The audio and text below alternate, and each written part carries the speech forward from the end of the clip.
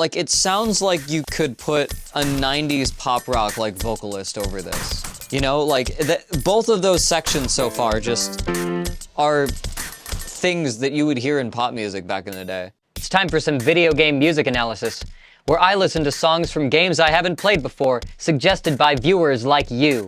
I don't pre-listen to anything, I pull them up live on stream, so you get to see my authentic reaction and listen to me figure things out as I hear it.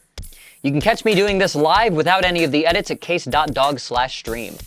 I looked at the theme of Silent Hill 2, and the version I looked at was just a piano reprise. You know, the theme just being arpeggiated on piano. So there is a full version of this song, and I have it pulled up to listen to, so I can compare it. This is the theme of Laura from Silent Hill 2, composed by Akira Yamaoka.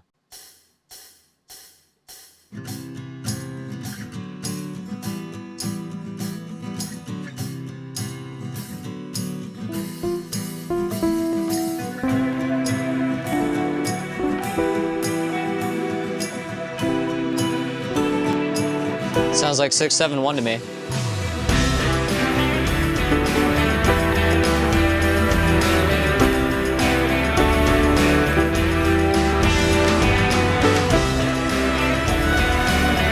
Yeah.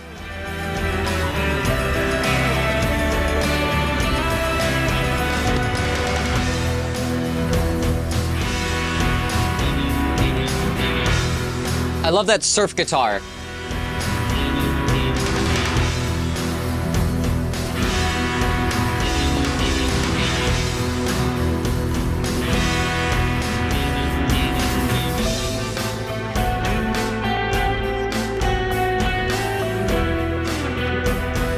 These are some tasty guitar parts.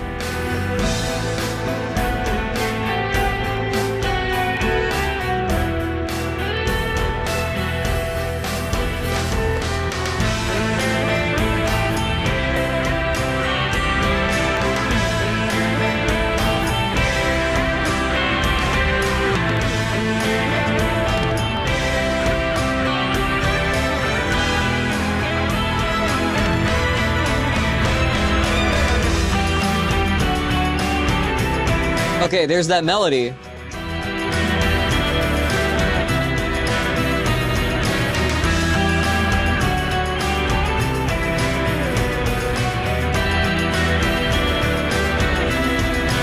Yeah, and this has like a second like call and answer melody to the first one that's on piano. That's only in the piano one.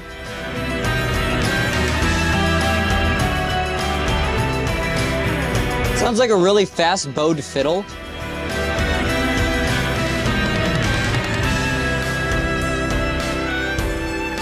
Yeah.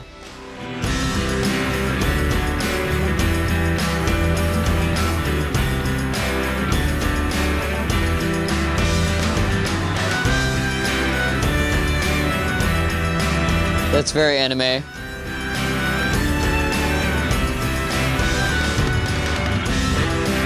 Ah, it changed for a second, it sounded like.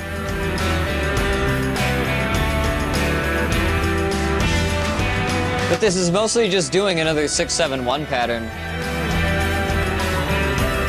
It has a few side sections. There it changes.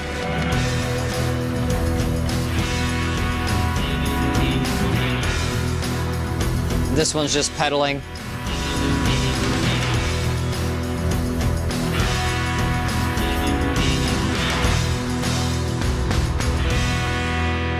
Okay. Okay. So, this is really interesting because the Silent Hill series is like a kind of mindfucky horror games. And this is, like, it sounds like you could put a 90s pop rock, like, vocalist over this. And this would have been like a song on like some 90s band's like album. It starts out here with... There's guitar.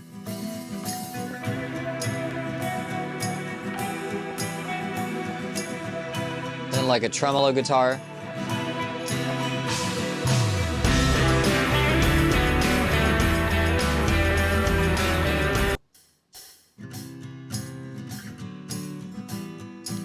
Somebody said something about mandolin. Did I miss that? Where's their mandolin in this song?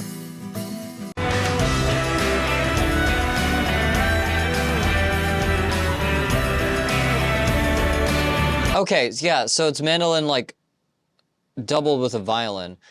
Did you know that a mandolin is tuned like a violin, but with 2 strings per course, meaning that every one of the notes gets 2 strings.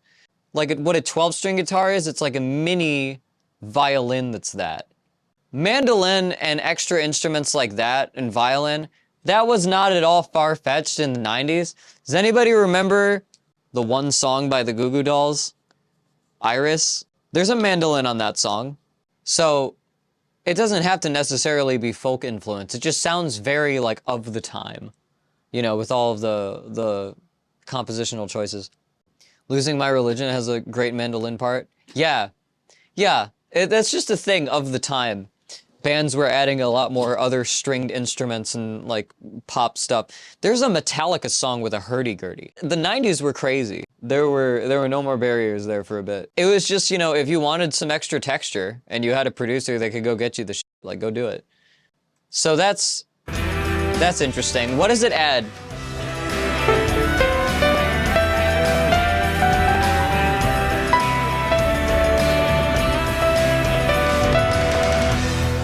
Okay, so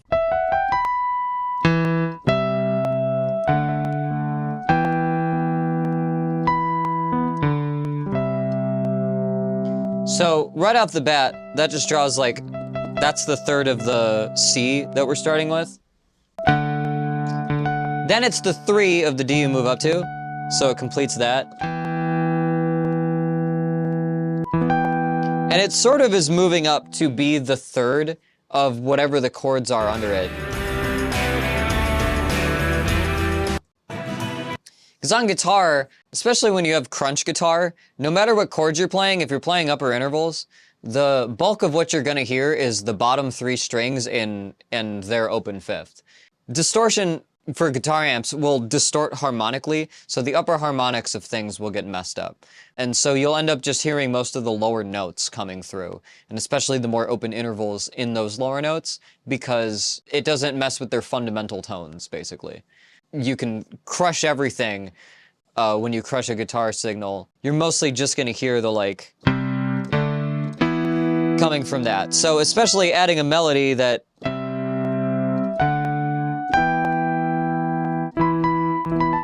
you know, just adding a top third emphasizes the chord motion without really adding, it doesn't add any spicy intervals, it just follows it.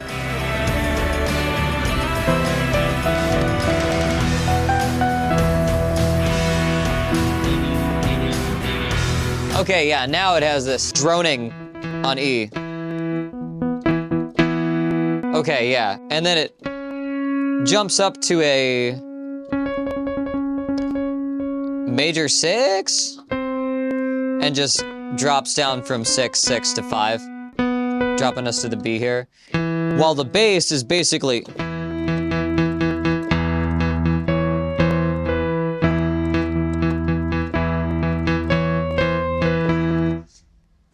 just pedaling on that E. It's so very 90s rock, just the chord motion. You know, like, both of those sections so far just are things that you would hear in pop music back in the day. Okay, so we're mostly doing like so we're just moving between A and back to C. Like, this is what Hi-Fi Rush is, like, their original music is trying to sound like. You know? This is all very just reminiscent of that era. Just the instrumentation, the composition.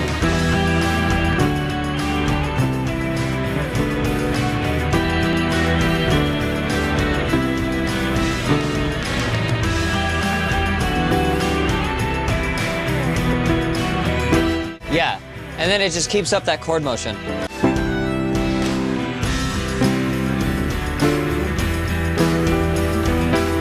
Then up.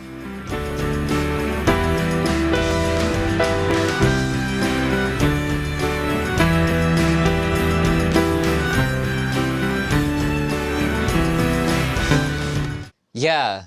Yamaoka said he got some Japanese folk music inspiration in this. I can definitely hear that in terms of like melodies being used. I would say that especially the guitar melodies sound very like Japanese music. The way that the mandolin is played is sort of reminiscent of the I don't know what the hell that instrument's called. There is like a small guitar-like thing that I forget the name of. The mandolin is one instrument in Western music that relies on tremolo picking as its like main voice, and tremolo picking is just way more common of a feature on instruments in Eastern music too. And so that's one thing why I would think it'd be like, oh, putting a mandolin on there, let me play some, you know.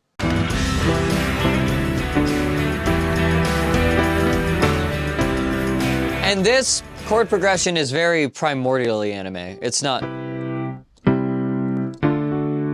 It doesn't reach down and grab another chord before it goes back up. Shamisen, that's that instrument. Something that the thing about this is it's so also common in like most Western music. It's a pretty universal chord progression. Like, damn, like 2/3 of the songs we've looked at in general have like a 6-7-1 kind of thing going on. But the way that it's used in the context that they put it in, it does sound a bit more like, you know, contemporary Japanese music, especially the way that they surround it, the way that it's played on the guitar chords, all that.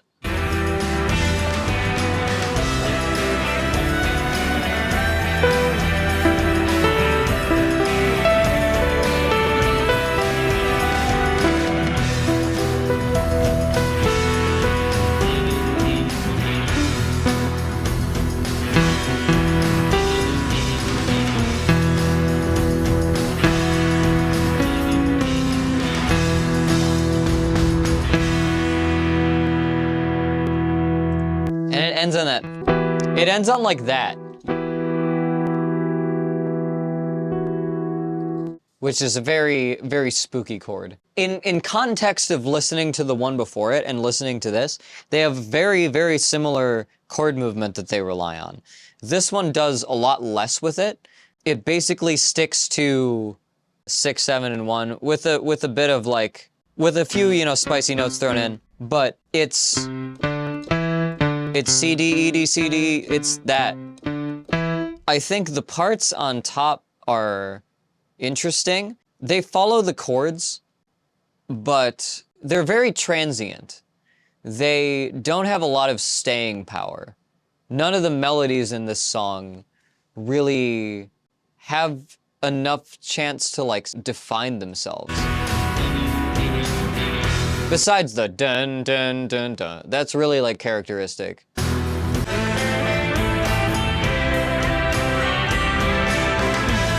Yeah, this has some repetition.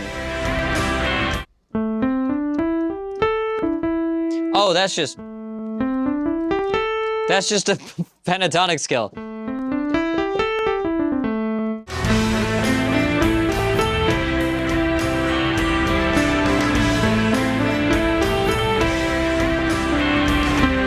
Yeah, and then there's the interesting then there's the fun melody from the.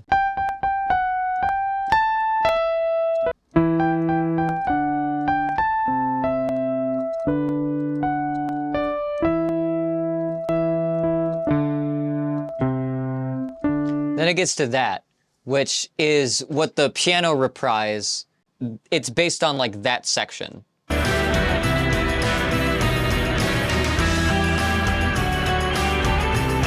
Which makes me think that's a melody used in a lot of songs in the series, just Silent Hill theme.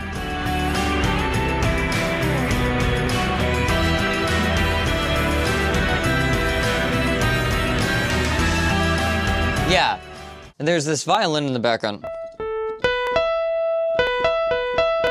And it just starts mostly just tracing out E. It's just tracing out an E minor.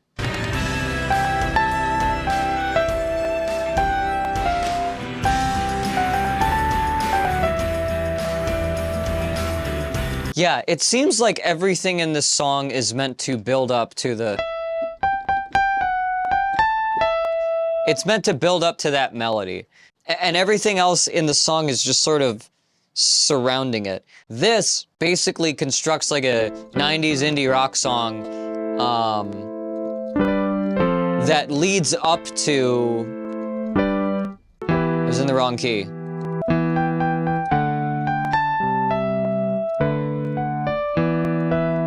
And it just wants to lead up to something where that fits. And a lot of the guitar and the other melodies around it are either outlining the chords or spelling out some kind of collection of notes that's in that same region of...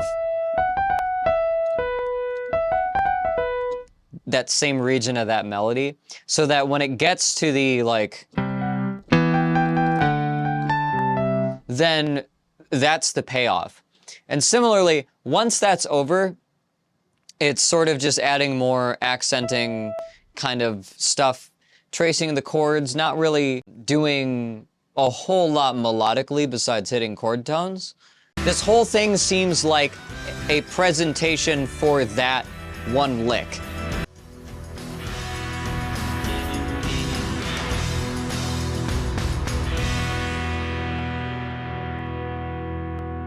That's Theme of Laura from Silent Hill 2.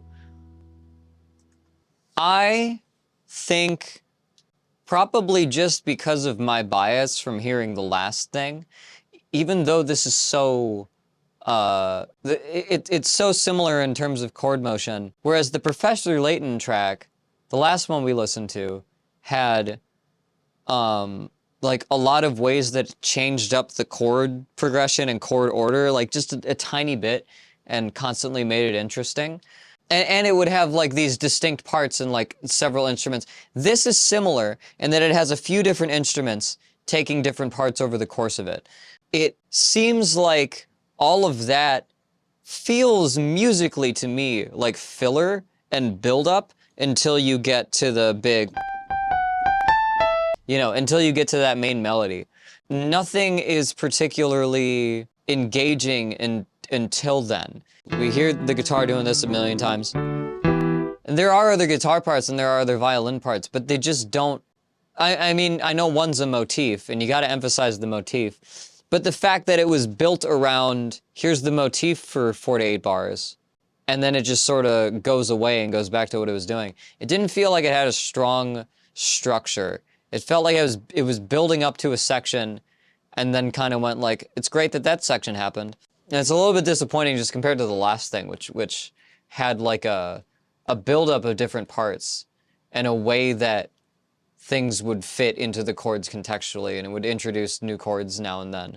And again, this is the like PlayStation era, so you could just put songs on a disc. You didn't have to run any like sound chips or anything. So I would give this one a 3. I think it's well executed. It's definitely slipping into the vibe that it is trying to create, but it's just not interesting. The piano reprise is the one memorable part from this song, and it's what you pick up on. And apparently it's just like the motif of the series. I think, you know, as a vibe, it's cool. As a song, as a composition, I really wish that it did more. It just felt like it was building up to that one section and then just kind of letting it go, in my opinion. I'm gonna give that a 3. That's Theme of Laura from Silent Hill 2. How did I do? Did you like the video? If you did, hit like. If you want to see more stuff like this, subscribe and hit that bell to see when new videos go up. What do you think about the song? Is it nostalgic for you at all? Is there anything you think I missed? Leave a comment below. I would appreciate any and all feedback. If you want to catch one of these live, go to case.dog/stream. And if you want to submit a song yourself for me to listen to, you can check out my Discord channel for it at case.dog/VGM. See you next time.